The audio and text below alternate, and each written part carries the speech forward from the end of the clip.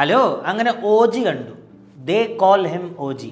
മാലപ്പടക്കം എന്ന ട്രെയിലർ കണ്ടപ്പോൾ എനിക്ക് മനസ്സിലായത്. പക്ഷേ എന്നാലും ഇമ്രാൻ ഹാഷ്മിയെ ഓർത്തുകൊണ്ടും പിന്നെ തമ്മാൻ്റെ മ്യൂസിക്കാണ് അതോർത്തുകൊണ്ടാണ് ഞാൻ ഈ പടം കാണാൻ പോയത്. അതേപോലെ തന്നെ സംഭവിച്ചു.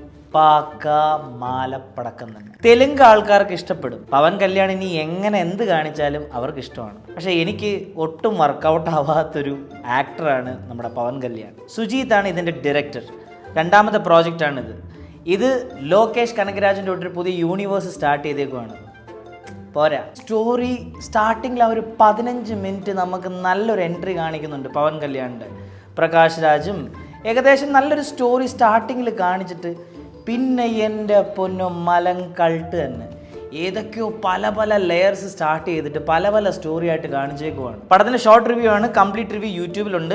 ഇമ്രാൻ ഹാഷ്മി അവർ നന്നായിട്ട് യൂസ് ചെയ്തിട്ടില്ല. പക്ഷേ പടത്തിനകത്ത് എനിക്ക് ഇഷ്ടപ്പെട്ട ഒരേ കാര്യം എന്ന് വെച്ച് കഴിഞ്ഞാൽ മ്യൂസിക്കും ബാക്ക്ഗ്രൗണ്ട് സ്കോറും നന്നായിട്ടുണ്ടായിരുന്നു. പടത്തിനകത്ത് കൈയും തലയൊക്കെ കട്ട് ചെയ്ത് കളഞ്ഞതിന് കൈയും കണക്കുമില്ല, വാളും ഗണ്ണും വെച്ചിട്ടുള്ള പരിപാടികൾ മാത്രമേ ഉള്ളൂ. സെക്കൻഡ് ഹാഫ് നന്നായിട്ട് പാളി. സ്റ്റോറി ആണെങ്കിലും സ്ക്രീൻ പ്ലേ ആണെങ്കിലും. പ്രിയങ്ക മോഹൻ, ശ്രിയ റെഡ്ഡിയൊക്കെ മറ്റേ സലാറിലൊക്കെ വെറുപ്പിച്ചത് അതിൻ്റെ ബാക്കി തന്നെ ഇതിനകത്തും.